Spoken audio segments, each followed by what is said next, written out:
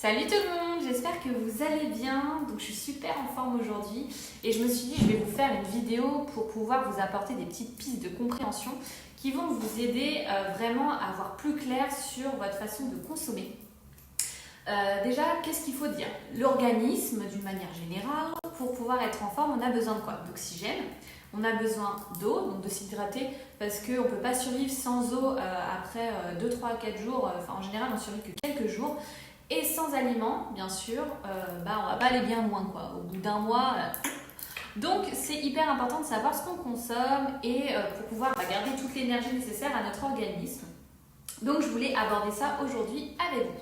Derrière une étiquette, est-ce que vous arrivez à comprendre ce qu'il y a écrit? Parce qu'on voit lipides, glucides, protéines, mais est-ce que vraiment vous savez ce que c'est? Parce que honnêtement, moi, j'y comprenais, mais rien du tout. Donc du coup, comme je sais que l'information ne va pas tomber du ciel, je suis allée chercher l'information.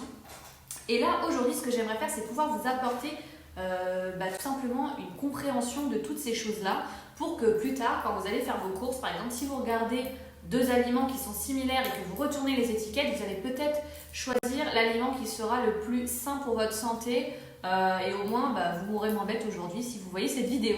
Voilà, donc on va commencer par les glucides. Les glucides, c'est quoi? Souvent derrière le mot glucides, on pense à sucre. Voilà, mais il faut savoir qu'il y a du bon sucre et du mauvais sucre. On a besoin de sucre quand même. Donc les glucides, ils ne sont pas essentiels dans l'alimentation. Voilà, ça c'est la première chose à savoir. Mais ce qui est bien avec les sucres, c'est qu'ils fournissent l'énergie nécessaire à notre organisme et ils vont nous permettre de remplir nos réserves quand elles sont à sec après une séance de sport ou une activité. Voilà. Et donc parmi les glucides, il y a deux catégories. La première catégorie, c'est les glucides avec le sucre qui est mauvais. Donc on parle des glucides simples. C'est le sucre qui est raffiné, qui est présent dans vos confiseries, dans les gâteaux, dans tout ce qui est industriel là. Tout ce que vos enfants raffolent, tout ce que vous adorez, les buenos, les trucs comme ça c'est plein de sucre raffiné. Dans le pain blanc, il y en a plein. Et en fait, pour faire simple, tout ça là, tout ce sucre là, il faut que vous mettiez un message d'alerte dans votre tête. Il stocke rapidos tout le gras. Donc voilà. Et à côté, il y a les glucides complexes qui sont eux présents plutôt dans les céréales, dans certains légumes frais, dans le riz, les pâtes, mais qui celui-là est bien meilleur pour votre santé. Pourquoi? Parce qu'il va empêcher le pic de glycémie et du coup qui va vous empêcher de prendre du gras, mais qui va vous apporter toute l'énergie nécessaire à votre organisme. Pour comprendre un peu le fonctionnement du sucre en fait finalement sur notre organisme, quand vous consommez un aliment qui est sucré, vous allez du coup l'ingérer et il va être transformé en glucose. Le glucose, c'est bien. Pourquoi? Pour notre cerveau et pour nos muscles. C'est vraiment notre carburant.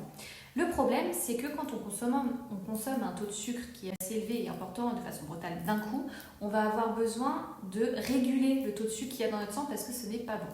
Du coup, c'est le pancréas qui va se mettre à travailler et qui va créer de l'insuline pour essayer de réguler ce taux-là. Et du coup, plus le pic est élevé, plus l'indice glycémique, du coup, le taux de sucre dans le sang est élevé et plus on va vouloir digérer rapidement le sucre pour l'éliminer de notre sang. Du coup, voilà, et plus le pic est faible, et plus il va être digéré lentement par notre organisme. Et là, on va parler plutôt de sucre lent. Donc voici la différence entre les sucres rapides et les sucres lents. En revanche, il ne faut pas prendre de raccourcis. Il ne faut pas se dire tous les sucres simples, ce sont des sucres rapides, et tous les sucres complexes, ce sont des sucres qui sont lents. Pourquoi? Par exemple, si je prends le pain blanc ou si je prends la pomme de terre, ils sont composés, eux, de sucres complexes. Mais par contre, eux, ils vont provoquer un pic de sucre dans le sang, du coup un pic glycémique et du coup ils vont être digérés plutôt rapidement. Donc on parle de sucre rapide. À l'inverse, si je vais prendre par exemple les haricots, les pois ou les lentilles, eux ils vont être digérés et passer très lentement. Voilà, les sucres vont être éliminés très lentement. Donc on va dire que c'est plutôt principalement dû à la structure de l'amidon de nos aliments qu'on va voir si ce sont des sucres rapides ou des sucres lents en fonction de la vitesse d'absorption et de digestion. Du coup, il faut s'orienter vers les glucides à indice glycémique bas ou modéré. Pourquoi? Parce que quand on a beaucoup de sucre dans le sang, c'est notre hormone, l'insuline, qu'on va produire pour pouvoir prendre le sucre qui est dans le sang et l'envoyer dans nos cellules. Le problème, c'est qu'à long terme, nos cellules, la sensibilité de nos cellules à l'insuline diminue. Du coup, ça favorise le diabète de type 2, ça favorise l'inflammation et aussi toutes les maladies chroniques. Et à court terme, le problème, c'est que quand on produit de l'insuline, on a tendance, ça accentue le stockage des graisses et du coup, on va grossir plus facilement. Voilà pourquoi il faut plutôt s'orienter vers des aliments type sarrasin, châtaigne, quinoa, plutôt des aliments avec de la patate douce qui ont en fait des glucides complexes à indice bas et modéré. Donc le riz basmati, c'est un super riz parce qu'il a un indice qui est plutôt modéré. Donc il faut se tourner plutôt vers les farines complètes ou semi-complètes. Pourquoi? Parce que dedans elles ont des fibres et les fibres vont limiter ou modérer l'absorption des glucides. Le riz basmati, comme je vous l'ai dit, c'est un aliment qui est top parce qu'il a un indice modéré, il n'a pas de gluten. Donc pour tous ceux qui font des intolérances, c'est top. Et en plus de ça, il n'est pas chargé en facteurs antinutritionnels parce qu'il y a certains aliments en fait qui ont ces facteurs-là qui nous empêchent d'absorber ou d'assimiler tous les nutriments nécessaires à notre corps. Par contre, à bannir le blé, les gars, les filles, le blé, stop. Le blé, c'est le moins recommandé dans notre alimentation parce que dedans il y a beaucoup de gluten. Pour les intolérants, c'est pas bon et en plus de ça il contient des fragments toxiques du gluten et beaucoup de facteurs anti-nutriments. Voilà, et comme c'est celui qui est le plus présent dans nos habitudes alimentaires, il faut vraiment le bannir. Du coup, moi ce que je remplace par exemple dans mes placards, je prends les pâtes blanches, poubelle, je les remplace par des pâtes semi-complètes ou complètes. Ou ça peut être des pâtes à base de quinoa, de sarrasin. Dans les boutiques bio, vous en trouvez en libre-service, franchement, qui ne sont pas plus chères que dans le commerce habituel. En plus, c'est plus écologique et économique. Donc voilà, on prend beaucoup de pâtes complètes. Sinon, le riz sauvage, le riz complet, c'est vraiment top. Le quinoa. Pour le pain, c'est pareil. On a éliminé tout le pain à base de farine blanche, de blé. On prend maintenant du pain complet. C'est toujours, moi je trouve que c'est plutôt bon pour le petit-déj ou pour peu importe les préparations culinaires. Maintenant, j'utilise que des farines complètes. Donc voilà pour mon petit conseil concernant les glucides. Sinon, tout ce qui est légumineux, c'est super bon pour la santé. Donc ça, je l'ai déjà dit. Lentilles, pois, haricots. Ce qui peut augmenter aussi la glycémie dans nos aliments, c'est la cuisson. Parfois, certains aliments, si on les cuit, ça augmente l'indice glycémique. Et à l'inverse, ce qui peut limiter l'indice glycémique et le faire plutôt diminuer, ça va être si vous accompagnez d'aliments par exemple à base de fibres ou de lipides. Par exemple, quand vous prenez un aliment avec de la friture, c'est super bon de pouvoir l'accompagner par exemple de salade ou de légumes verts parce que du coup, ça va contrebalancer l'indice glycémique. Si on doit faire un petit résumé sur les glucides, du coup, il faut retenir que ce sont des macronutriments qui ne sont pas essentiels. En revanche, ça peut être utile d'en manger quand on est en pleine croissance ou quand on a une activité sportive. Ils apportent en fait l'énergie, comme on l'a dit, au corps, à notre cerveau et à nos muscles. Du coup, il faut les consommer de façon raisonnée. Ensuite, il faut limiter les indices glycémiques qui sont trop élevés parce que ça va favoriser l'hypertension, le diabète, les maladies cardiovasculaires. Voilà, et en plus de ça, souvent quand on consomme des indices glycémiques élevés, notamment des sucres rapides, on a tendance à consommer davantage parce que le sucre appelle le sucre, enfin du moins le mauvais sucre appelle le mauvais sucre, et du coup ça nous stimule un peu l'appétit, alors on va stocker du gras, donc supprimer tout ce qui est sucre de table, blanc, tout ce qui est confiserie, gâteau, pain blanc, tout ça. Ça, c'est bon. Privilégier plutôt les indices glycémiques bas ou modérés. Donc, on a vu que cela ne générait pas de pic d'insuline et du coup, ça allait déjà réduire toutes les maladies ou les risques qu'on a vus auparavant. Et surtout, qu'est-ce que vous pouvez manger? Les légumes, tout ce qui va être les farines plutôt complètes ou semi-complètes. Le sarrasin, le riz basmati, l'avoine, voilà, il y a plein de choses. La patate douce, ça c'est bon pour la santé. Les légumineuses, aussi favoriser les cuissons qui sont al dente, ça c'est vraiment très bien. Et sinon, il faut savoir que le sevrage de sucre rapide n'est pas évident et c'est au fur et à mesure que vous allez mettre en place ces nouvelles habitudes que le corps va moins réclamer. Et dites-vous bien que c'est pour votre santé. Donc maintenant, il faut comprendre ce que c'est que les protéines. Les protéines, on entend beaucoup parler, mais finalement, est-ce que vous savez ce que c'est? Les protéines, en fait, c'est un assemblage de molécules qui est composé d'acides aminés qui sont reliés entre eux. Il en existe 20. Sur les 20, il y en a 8 qui sont essentiels pour l'organisme parce qu'on ne les produit pas nous-mêmes. Donc, il faut pouvoir les apporter via un autre moyen dérivé, c'est-à-dire l'alimentation, et surtout en quantité suffisante. C'est simple, vous imaginez une brochette de viande. La brochette de viande, c'est la protéine, et les acides aminés, ce sont les morceaux de viande qui sont sur cette brochette. Voilà, donc les protéines, ce sont les principaux constituants de notre corps, de nos tissus, de nos muscles, de nos organes, mais aussi de nos enzymes et des hormones et du système immunitaire. Donc c'est hyper important. Il faut savoir qu'ils apportent aussi l'énergie saine dont nous avons besoin pour se sentir bien et pour vieillir bien. Beaucoup de gens sont souvent carencés en protéines. Du coup, vous le comprenez, les protéines sont vraiment essentielles parce qu'elles nous permettent de bien vieillir. Du coup, où trouver ces protéines dans notre alimentation? Vous en trouvez dans les poissons, dans la viande, dans les noix, dans le fromage blanc, dans le soja. Pour les véganes, par exemple, il existe de la farine de lupin qui est hyper riche en protéines et qui, du coup, va remplacer les œufs dans les préparations culinaires ou le beurre. Donc ça, c'est super chouette.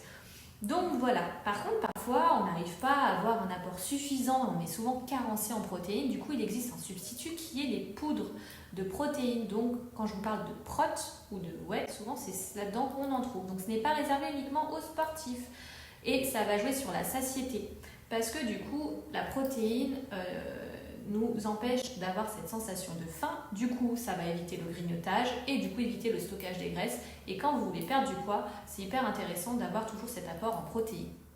En résumé, quand vous entendez parler de prot, arrêtez de penser aux bodybuilders qui sont hyper musclés et qui prennent ça pour prendre en masse musculaire. Pas que.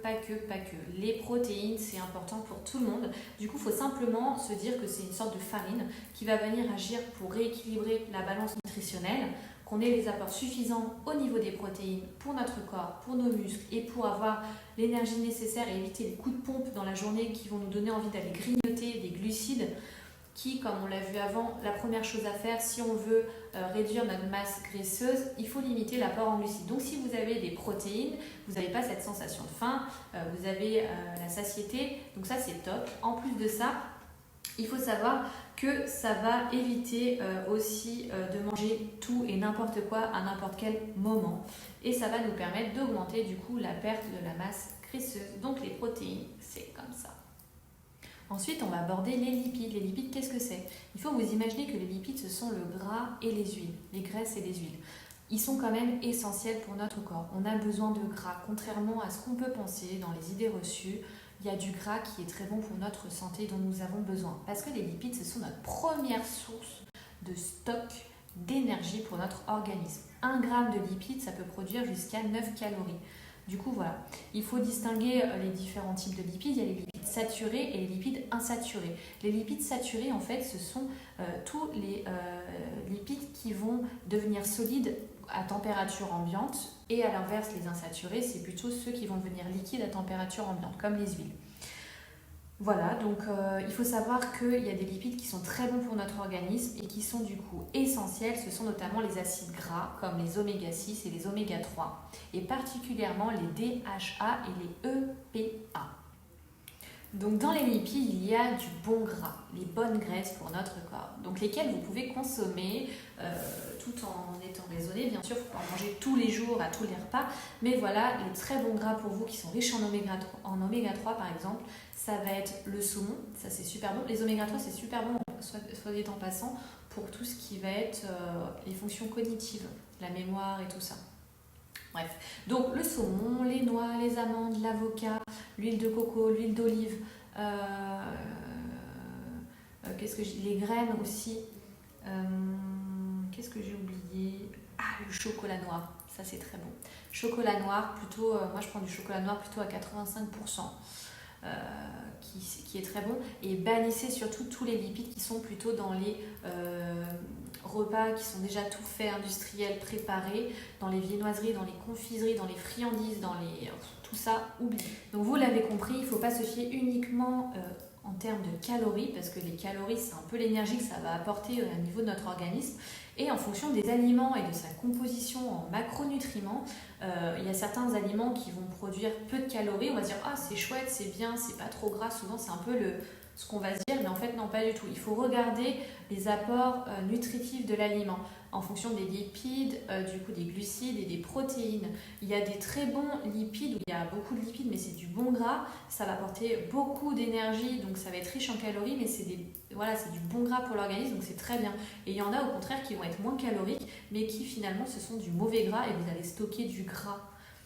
Donc voilà, c'est hyper important de pouvoir faire la nuance. J'espère que cette vidéo vous aura apporté des premières pistes de compréhension sur comment vous consommez, et quand vous allez regarder vos étiquettes d'aliments que vous allez consommer au quotidien, vous allez peut-être comprendre un peu mieux qu'est-ce que vous... Donc voilà, j'ai fini avec cette petite vidéo. J'espère que maintenant vous avez un peu une meilleure compréhension de ce que vous consommez, que quand vous regarderez une étiquette, vous aurez l'impression de comprendre un peu mieux ce que vous ingérez au quotidien. Pour moi, l'alimentation, c'est la base. Si vous voulez perdre du gras, ça commence par là, par ce que vous consommez. Aussi par l'hydratation, par le sommeil, par votre hygiène de vie, si vous faites une activité physique ou non.